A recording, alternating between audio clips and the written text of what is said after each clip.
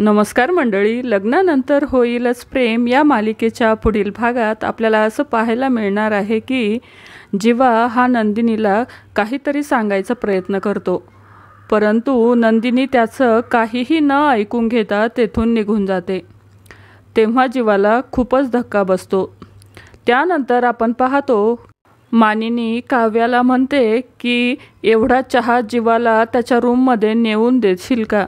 त्यानंतर काव्या जीवासाठी त्याच्या रूममध्ये चहा घेऊन जाते आणि तिची नजर रूममध्ये असलेल्या जीवा आणि तिच्या नावाच्या तुटलेल्या काचेवर पडते। ते पाहून तिला खूपच दुःख होते। त्यानंतर आपण पाहतो की जीवा त्याच्या मित्राला सांगतो की जेवढं प्रेम काव्याने माझ्यावर केले त्यापेक्षा जास्त प्रेम नंदिनी माझ्यावर करते। त्यानंतर आपण पाहतो की नंदिनी आणि जीवा समोरासमोर येतात।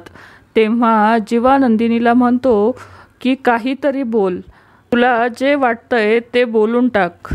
त्यानंतर नंदिनी जीवाला म्हणते की मला डिवोर्स हवा आहे। हे ऐकून जीवाला खूप मोठा धक्का बसतो। आता पुढील येणाऱ्या भागात जीवा हा नंदिनीला डिवोर्स देणार का हे पाहणं अतिशय रंजक असणार आहे।